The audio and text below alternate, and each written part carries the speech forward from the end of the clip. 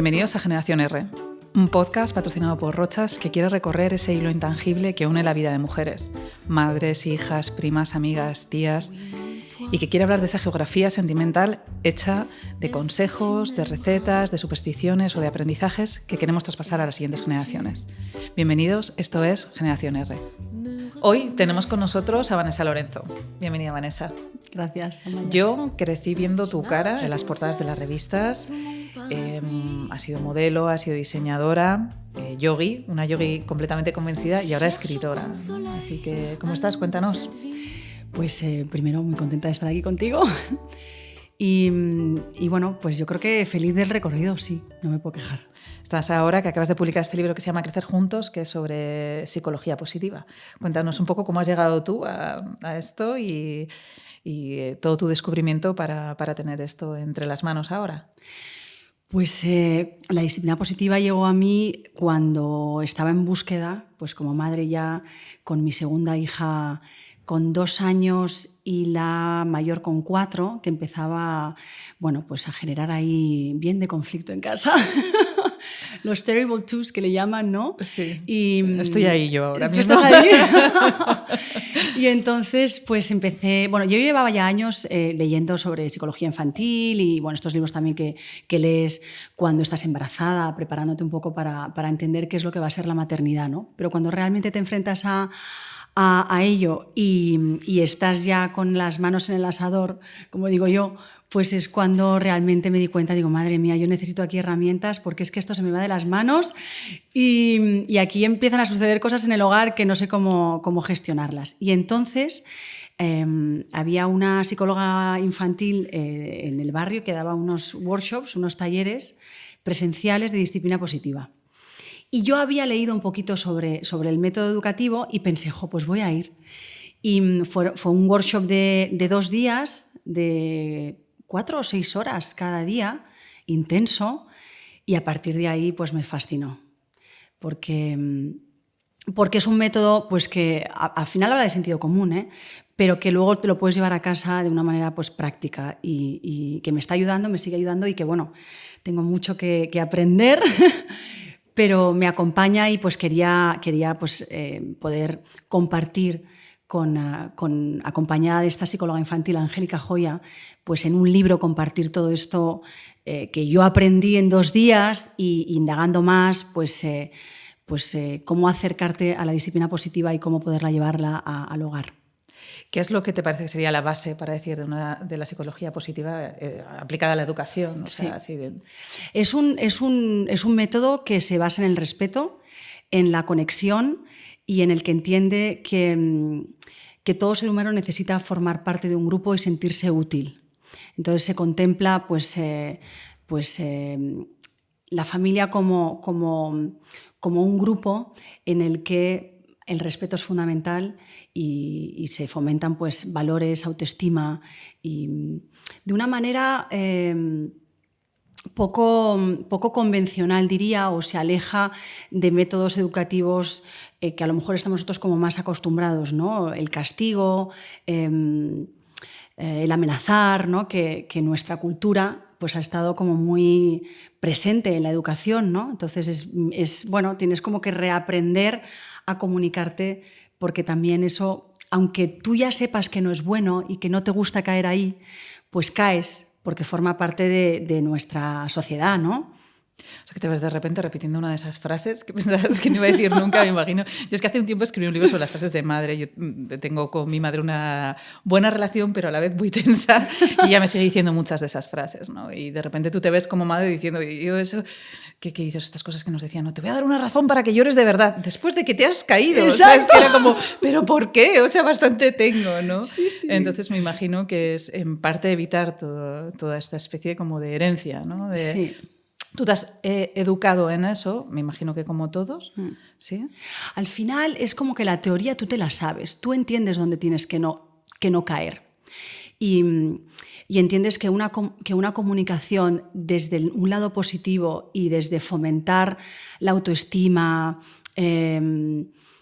fomentar la cooperación, tú sabes que eso va a funcionar, pero luego no es tan fácil llevarlo a la práctica. La teoría nos la sabemos todos, o por lo menos como el concepto. Entendemos que no está bien amenazar a alguien, pero lo hacemos con nuestros hijos constantemente, aunque sepamos que hacia un adulto nunca lo harías.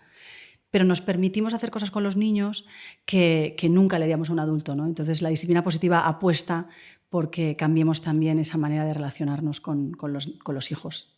¿Tú te has visto alguna vez con una de esas frases? Con esa especie de... Desgraciadamente sí. Ya me imaginaba. Bueno, es esas cosas, ¿no? Que antes de ser madre dices, yo nunca haré esto, nunca diré, ¿no? Estos nunca que luego te los comes con patatas, pero bien. Y la verdad es que, pues sí, pues como todas, me imagino, que aprendemos Pero yo creo que lo importante es como darte cuenta, pedir perdón. Esa es otra de las cosas también, que en nuestra generación, pues nosotros hemos crecido que los adultos o nuestros padres, progenitores, eran como seres superiores a nosotros, ¿no? En el que nunca pedían perdón, nunca se equivocaban, ¿no? Y yo me relaciono con mis hijas pues de otra manera, porque creo firmemente que el mundo ha cambiado y que nuestra educación, la educación con los hijos también tiene que cambiar, ¿no? Con lo cual yo le pido perdón a mis hijas, porque si yo quiero que ellas me lo pidan a mí, ¿cómo voy al final el ejemplo es la baza más importante para la educación? Yo hace poco, leyendo también algunas de cosas en torno a esto, vi una herramienta que decía que era cuando se ponen en esos terribles dos, decirle, en vez de decirle lo estás haciendo mal, inténtalo otra vez, ¿no? Oye, me funcionó estupendamente con mi Manuela, porque además nosotros compartimos una Manuela. Y sí que es verdad que simplemente formular a veces las cosas de otra manera produce una actitud completamente distinta, como es en un adulto que se siente menos agredido, mucho más en un niño, ¿no? Que construye. Hay este concepto que hablas que es maravilloso, que es como le generas responsabilidad al niño. Cuando tú le preguntas cómo tú lo harías, cuando te dices que no quiero hacer esto así, es que no me da la gana o tal, no, en vez de decirles que porque lo digo yo y punto, ¿no? Vale, ¿y tú cómo lo harías? El niño te sorprende porque tiene mucha más capacidad de la que tú crees, mucho más sentido común del que tú crees y a veces como que pensamos que no son capaces, ¿no? Y cuando le generas las preguntas a ellos, entonces dices, wow. Y luego además lo que conlleva el generarle esa responsabilidad, que luego conlleva también cooperación, ¿no? Ya no lo hago porque tú me lo has dicho, sino porque entiendo que yo también tengo voz y que también se pueden hacer las cosas en consenso, ¿no? He leído, yo creo que en alguna entrevista, o creo que en tu blog, porque tienes un blog en el que hablas mucho también sobre educación, que tenéis algunos conflictos estilísticos. Las dos nos dedicamos de maneras distintas al mundo de la moda, entonces entiendo que para ti sea algo importante, aunque para mucha gente es algo superficial, es una manera muy fuerte de expresión y las dos sabemos que tiene una importancia física y cuentas a través de ella. Entonces creo que habéis llegado a algunos acuerdos estilísticos, ¿no? Yo patino lo que no está escrito en este área, porque es que... pero bueno, es que la maternidad te pone ahí, te pone en esos conflictos que te hacen aprender de ti misma y entender también que a lo mejor tú eres mucho más inflexible en áreas que te creías que eras como súper liberal, ¿no? Y que a mí me sucede. Y ahí pues yo siempre pienso en esta frase, ¿no? La quiero empoderar o debilitar. ¿Qué quiero hacer? Entonces yo empodero o debilito. Y me muerdo la lengua y digo, estás monísima. No digo tanto estás monísima porque no le quiero mentir, pero le digo, bueno, no es mi estilo, pero si vas cómoda, que es lo más importante, pues adelante. Y a veces, pues... lógicamente a veces no ha sido así, a veces tengo que, pues bueno, reconozco que me equivoco, que la he tratado mal. Yo creo que es importante que reconozcamos que tratamos mal a nuestros hijos, porque nos creemos que tenemos como poder y la legitimidad para tratarles mal. Y esto nos tenemos que quitar de la cabeza. No son nuestros. O sea, nosotros acompañamos a nuestros hijos, pero no son seres que nos pertenezcan. Y a mí eso es algo que me gusta como repetírmelo, no para flagelarme tampoco, pero sí para ser consciente, ¿no? Y el tema de los estilismos, pues pacto, todavía no hemos llegado a ningún pacto. pero veo que me cuesta. Por ejemplo, con la pequeña tenemos como un criterio muy similar, curiosamente, hacia la elección del color, por ejemplo, y sin embargo con la mayor no. Entonces ahí la vida me pone en un reto de aceptar que hay criterios distintos y no son mejores ni peores. Te voy a dar el teléfono de mi madre, que tengo 43 años, dentro de nada llegó y siempre me dice: "Ama, estás mucho más guapa con el pelo retirado de la cara". Tengo 43 años todavía. O sea, ¿tú crees que esto va a seguir durando para siempre o que realmente...? Mi madre continúa, así que como la tuya, a mí me sigue diciendo: "Hija mía, un poquito más de volumen con ese pelo tan así planchado". Y yo le digo: "Mamá, que a mí me gusta el pelo así, sin volumen, no necesitamos tanto volumen". Entonces, claro, yo espero que, bueno, al final nuestras madres nos tienen que dar la oportunidad de crecer nosotras, ¿no? También. ¿Tu madre ha sido una gran influencia en tu vida? Yo creo que todas nuestras madres son una gran influencia, ¿no? O sea, yo creo que una madre es una gran influencia. Y para mí sí. He leído que la tuya se dedicaba a cuidaros, fue ama de casa, ¿no?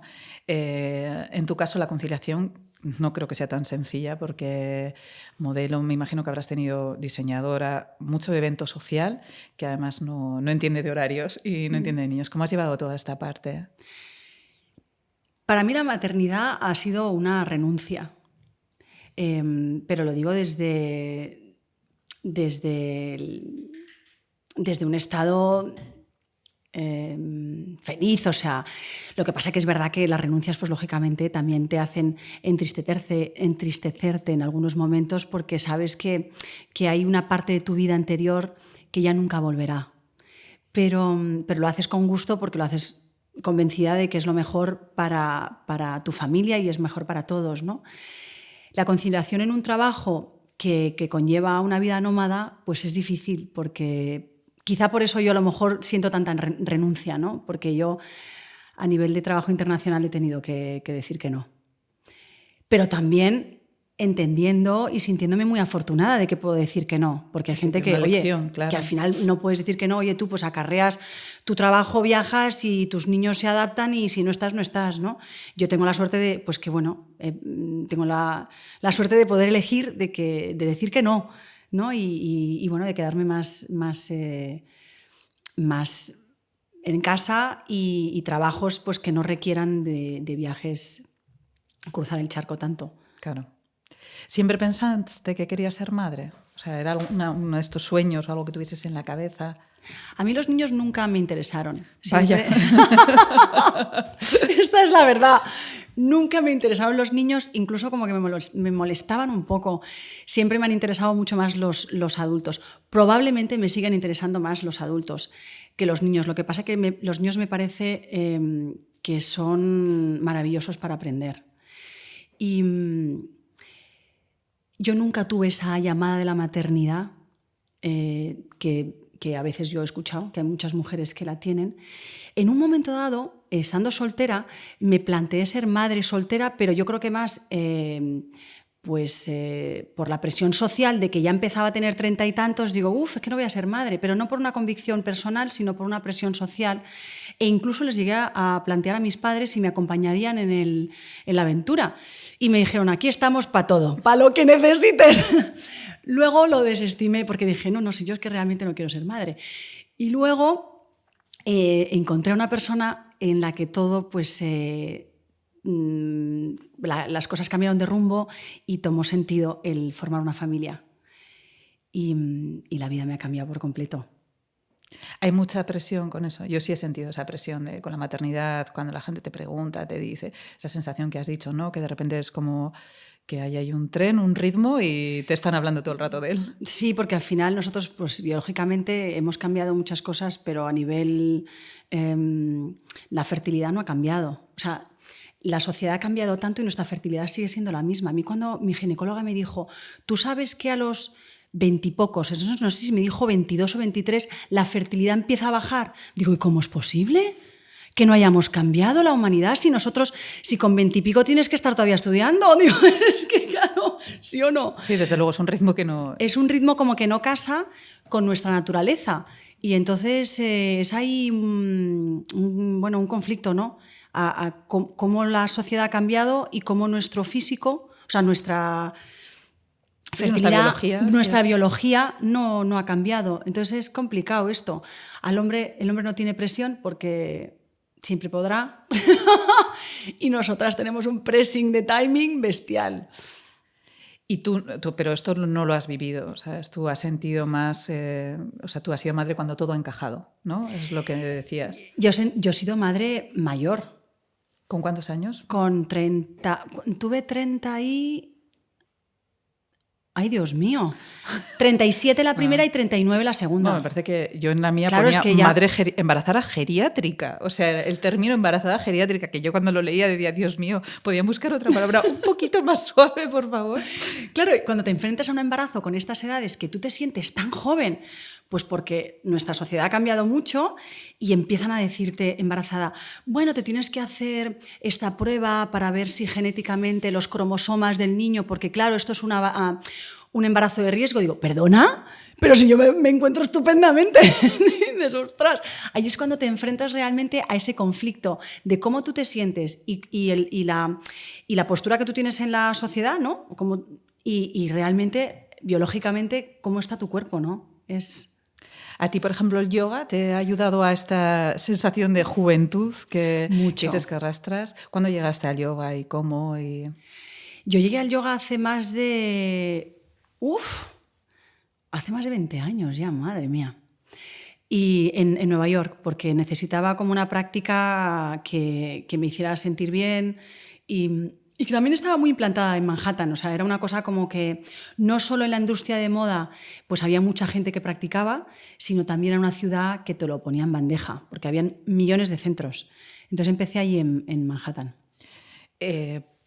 Como una manera, entiendo, un poco de compensar toda esa vida de tanto estrés. Tú estabas trabajando como modelo en Nueva York. Sí, estaba trabajando allí como modelo, viajaba un montón y yo, pues bueno, hacía fitness, hacía cycling, hacía como un montón, o sea, hacía ejercicio físico, pero cuando descubrí el yoga es como que despertó en mí como sensaciones muy similares a las que yo sentí cuando hacía danza. Yo crecí haciendo ballet clásico y entonces me gustó mucho. Y luego también la capacidad de llevarte un ejercicio físico a cualquier hotel, pues también eso me ayudó, me gustaba mucho. Entonces yo me levantaba temprano, me hacía mis clases de yoga y luego iba al estudio y era como una práctica que casaba muy bien con mi ritmo de vida y me equilibraba. Y con el paso del tiempo, conforme iba practicando, pues me daba cuenta de que había mucho más que unos beneficios físicos, que era al principio lo que yo buscaba, ¿no? Ostras, yo veía esos cuerpos yogis de gente de edad avanzada, pues elásticos, con una masa muscular como una figura como muy bonita. Entonces yo pues que tenía como ese objetivo que era una cosa como mucho más superficial. Luego me di cuenta de la profundidad de la práctica, la filosofía que hay detrás y sigo enganchada. ¿Se las has intentado transmitir a tus hijas? Entiendo que hacéis yoga. Sí. ¿Les gusta? Bueno, en el libro Crecer Juntos también hay una parte que habla de cómo introducir la práctica de yoga a los niños y es algo que te aporta unas herramientas no solo para crecer pues, con una postura alineada y ayudar a esta columna que tenemos a que esté oxigenada y físicamente, que yo creo que para la psicomotricidad de los niños es maravillosa también, sino toda esa otra parte de aprender a usar la respiración, que tanto nos ayuda para gestionar las emociones y toda esa filosofía, ¿no?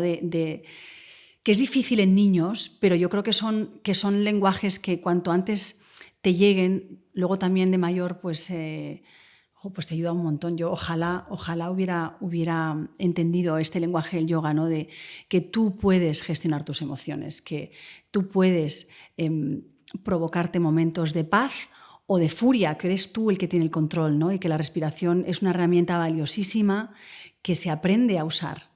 O Sí, que es una cosa que hacemos todo el rato sin darle ninguna a esta y realmente te cambia, sí. Descubres incluso muchas veces que estás en apnea sin darte cuenta, ¿no? Cuando estás nerviosa. Exacto. A mí me pasa eso muchísimo. Incluso yo, que soy bruxista, una de las razones por las que necesito practicar yoga, porque yo soy una persona nerviosa, es que a veces incluso de día, no de noche, que es cuando el bruxismo pues ya hay libre albedrío, pues por la mañana, durante el día te das cuenta que estás bruxando y el yoga te ayuda mucho a estar conectado contigo. Y bueno, conectarte para saber qué estado tiene tu cuerpo durante el día, que a veces también hay mucha desconexión. Mira, una de las cosas ahora que hablas del cuerpo que a mí me encantaría es tener la relación que tiene mi hija con su cuerpo. Yo le veo que tiene una relación absolutamente libre en la que su cuerpo es un mecanismo que le ayuda a hacer cosas, pero en ningún momento emite juicios sobre su cuerpo. Eso tú es que has sido maravilloso. modelo, me imagino que esto lo has sufrido y también cómo crees que podemos ayudar a que eso sea así, sobre todo en las niñas, ¿no? Porque también es verdad que pasa en los niños, pero este castigo, porque eso es un castigo, crecer con esa presión o esa inseguridad o ese juicio, ¿no? Que... Sí, esa libertad de la que hablas yo también la envidio, porque es maravilloso. Pero yo creo que el ejercicio que yo me aplico a mí es empezar por mí misma. O sea, no criticar ni juzgar mi cuerpo delante de mis hijas. Son temas que a mí me dan mucho miedo, porque es entrar en un derrotero que me parece muy peligroso, pero tampoco no juzgar el de los demás. O sea, empiezas por el tuyo y luego por el de los demás. Entonces, cuando hay diferentes formas físicas, que los niños además al principio es maravilloso porque describen a las personas, uy, mami, pero es que la tía no sé qué tiene una barriga. Entonces, claro, si tú, cuando tu hija te dice, ¡jo, qué barriga tiene!, para ellas es una descripción, tan solo una descripción. Somos los adultos los que le añadimos, pues si esa descripción es negativa, positiva, ¿no? Para ellos es tan solo una descripción. Sí, es un volumen, hay volúmenes más gruesos, menos gruesos. Entonces, yo intento como centrarme en la descripción de eso. Oye, es verdad, qué diferencia, ¿verdad? Sí, sí, es un volumen más redondo y hay volúmenes más rectos. ¿Qué es mejor? ¿Más recto, más redondo? ¿Qué es mejor? ¿No? Ojalá que aprendan eso las siguientes generaciones, la verdad es que a mí... Pero yo, por ejemplo, el otro día, esto que estás diciendo, en la fila de la panadería, mi hija le dijo al señor de delante, me preguntó, y lo oyó todo el mundo, que no llega a 3 años, ¿por qué ese señor tiene la barriga tan grande? Dijo. Claro. Y al señor no le hizo ninguna gracia, la verdad. Claro. Una situación complicada. Y lo pensé, que es esa libertad que tienen ellos de juicio, porque no está juzgando. Es una descripción y es maravillosa. O sea, qué pena que siempre tengamos que estar juzgando. Pues si una persona tiene barriga, es que tienes barriga. ¿Y es mejor? ¿Es peor? ¿Esto ya lo juzgarás tú? O sea, es que es algo tan personal, ¿no? Si ellas te dijeran en algún momento que quieren ser modelos, ¿qué pensarías de eso? Pues yo les diría que adelante. O sea, al final yo he aprendido tanto con esta profesión que a mí me ha regalado pues muchas cosas buenas. La verdad, hay muchas más cosas buenas que malas, con lo cual para mí es una profesión que es un regalo. Lo que sí que es cierto es que, claro, con la experiencia que tengo yo, pues se les podría acompañar, pues bueno, imagínate, ¿no? Pero yo lo que quiero es que encuentren una profesión con la que disfruten y que no pierdan el entusiasmo. Yo creo que en la vida el entusiasmo es de las cosas más valiosas para mí. Yo no quiero perder el entusiasmo y da igual el trabajo que hagas, ¿no? Porque siempre puedes sacar cosas bonitas y no sé, ese es mi deseo, que encuentren un trabajo que les entusiasme. ¿Tu madre qué pensó cuando dijiste, voy a irme a Nueva York con 18 años? No, a París, ¿no? Con 18 a París. Años. Yo empecé haciendo publicidad y cine cuando tenía 11 años. Entonces mi madre, lógicamente, ya entendía que en algún momento u otro la cosa iba a ir a más. Pero la verdad que yo le debo tanto a mi madre, sobre todo a mis padres, a los dos, pero mi madre lo sufrió muchísimo. Me imagino. Tranquila, no, es normal. Es normal porque tiene que ser difícil y además estamos hablando hace mucho tiempo que no había ni tanta comunicación, ¿no? Sí. Que me imagino que eso te tiene más cerca Sí. y las preocupaciones eran distintas, no teníamos tanto alcance, así que me imagino que para una madre tiene que ser complicado. Sí, para ella fue muy duro y todo lo que a mí me empoderó, a ella la debilitó. Entonces yo le debo muchísimo, yo le debo toda la fuerza que yo tengo en mí misma, se la debo a ella. Porque la confianza que depositó en mí yéndome a París con 18 años, que no había móviles. O sea, yo le llamaba en una cabina de teléfono a las 7 de la tarde todos los días llorando y ella nunca lloraba, ella siempre me escuchaba. Pero hija mía, ¿qué necesidad tienes? Vuelve, no mamá, está yendo muy bien. Pues lo que tú necesites, lo que tú quieras. Claro, todo eso yo se lo debo a ella. ¿Cuál crees que es el mayor legado que te ha dejado ella, la herencia? O sea, eso que dices... Pues yo creo que esto. Eso, el mayor legado que me han dejado mis padres es creer en mí y depositar absoluta confianza en volar. Que es súper importante en realidad, ¿no? O sea, me imagino que parte de ese libro es gracias a eso, ¿no? Sí. A esa libertad y a ese construirte. Y a tus hijas, ¿qué es lo que más te gustaría dejarles? O sea, ese legado a tus hijas o a las siguientes generaciones, ¿no? Igual no solo a tus hijas, ¿no? Comentabas el pues entusiasmo. Mira, yo a mis hijas que se enfrentan a un futuro muy diferente al que yo me he enfrentado, y bueno, nos enfrentamos juntas, pero libertad de pensamiento, respeto hacia ellas mismas y hacia su entorno también, y creatividad. Yo son 3 cosas que me gustaría que su futuro estuviera impregnado de esto. ¿Cómo hace una madre para ayudarles con eso? Porque son tareas importantes, ¿eh? Sí. La libertad de pensamiento, que tiene mucho que ver con el pensamiento crítico, a mí me parece una de las cosas más importantes para el futuro, para enfrentarse al futuro, porque estamos, yo creo que en una era que no sabemos qué va a pasar y que estamos tan influenciados y que además nos aborregan y nos llevan a pensamientos como únicos y además que es que las plataformas se crean para dirigirnos hacia pensamientos únicos. Creo que eso es de las cosas más difíciles que tenemos los padres de hoy en día con nuestros hijos, que tengan pensamiento crítico y que tengan voz, que no se dejen llevar. Y eso yo creo que se fomenta en el hogar. Si tú a tu hijo quieres que obedezca porque sí, ¿cómo luego va a tener un pensamiento crítico? O sea, es que es imposible.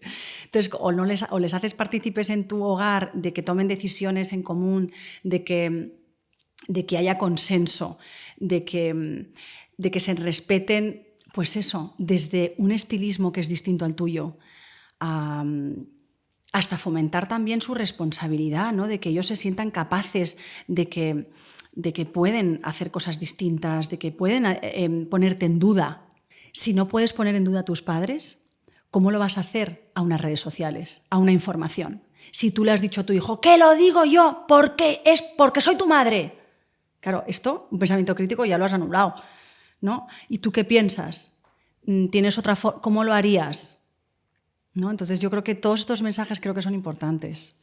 Las redes sociales, dices que esto es un temazo, ¿no? ¡Un temazo!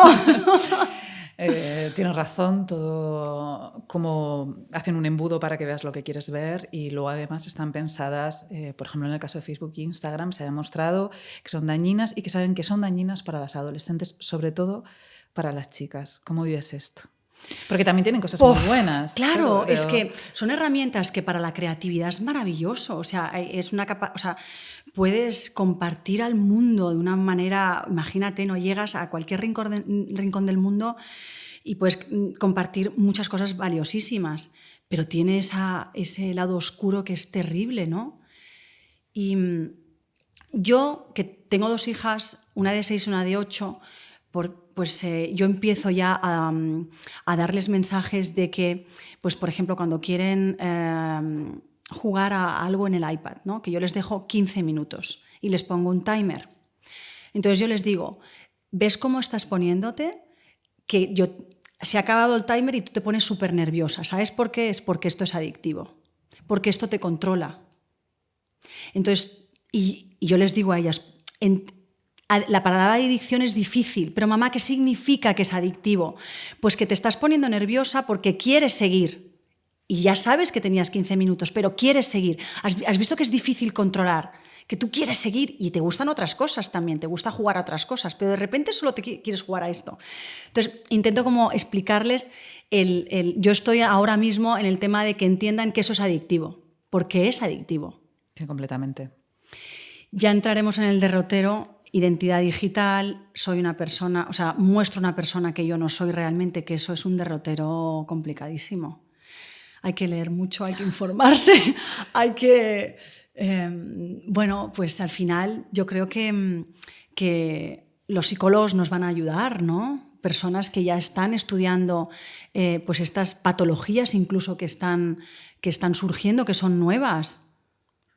Tu adolescencia, tu juventud... La que nos espera, Amaya. La que nos yo me muero de miedo porque además yo vivo pegada a un móvil. Entonces, con mi trabajo, imagínate, claro. Es muy difícil porque siquiera mi ejemplo y mi marido es desarrollador, programador, ¿sabes?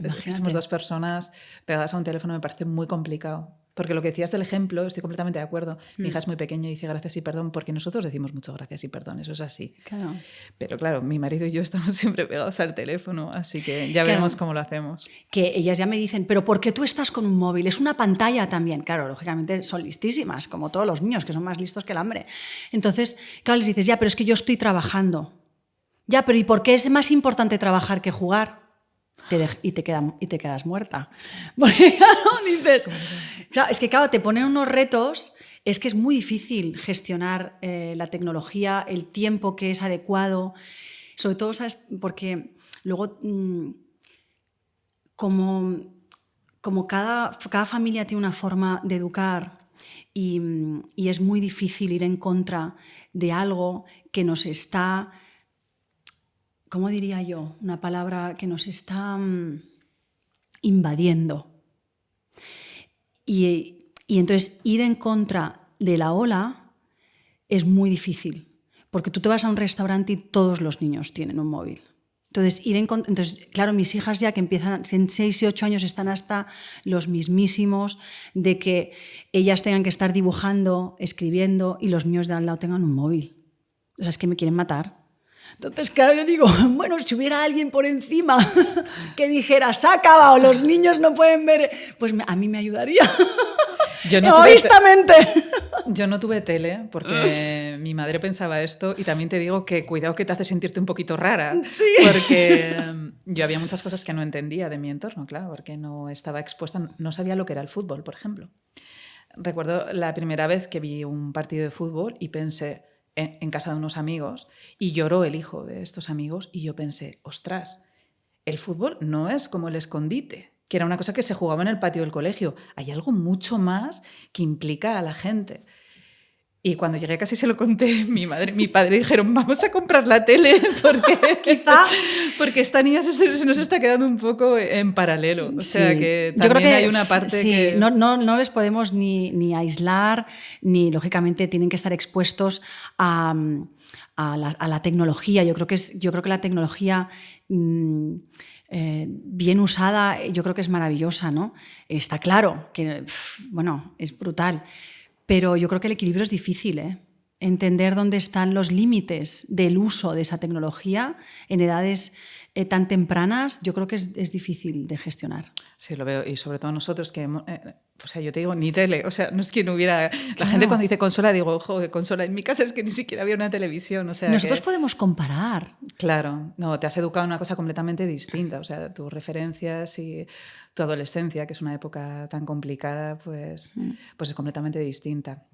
Por eso yo creo que la naturaleza nos va a ayudar mucho en ese sentido, conectar con la naturaleza. Cuando hay algo, o por lo menos yo lo siento así, hay algo cuando estamos en un espacio de naturaleza que nos cambia. Yo no sé, y a lo mejor quizá esto suena como a súper friki, pero te impregna de un estado de paz la naturaleza que te ayuda, yo creo que a esa desconexión tecnológica. Yo creo que la naturaleza nos va a ayudar, si no nos la cargamos antes, claro. Sí. Otra tarea, me estás deprimiendo. No, que yo soy súper optimista, no soy... Hablando así un poco de la adolescencia, yo estoy aquí en este podcast presentándolo también porque para mí el olor de Agua de Rochas es un viaje al pasado bestial, a mi adolescencia, a mi madre en su cuarto echándose este perfume, ¿no? Entonces yo viajo ahí porque el olfato realmente me parece una pasada para transportarte a miles de recuerdos y a sensaciones. ¿Cuál es para ti ese olor que te transporta a estar a gusto, a estar en calma, Yo los olores de mi infancia son de naturaleza, la verdad.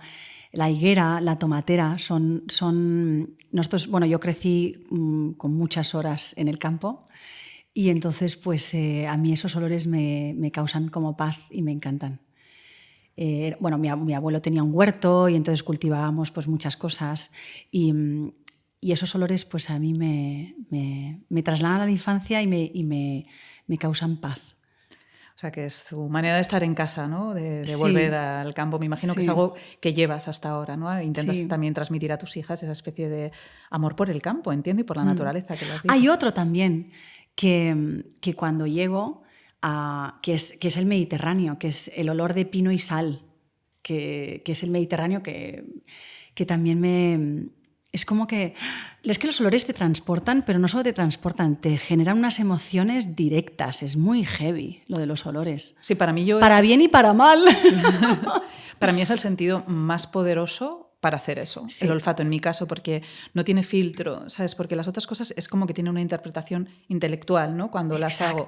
Pero el olor es que es tan visceral que para mí por eso hay algunos olores que es una pasada y hay cosas que no puedo visitar. Me acabo de acordar de un olor en negativo, estamos hablando de los positivos, pero es la potencia del sentido del olfato, ¿no?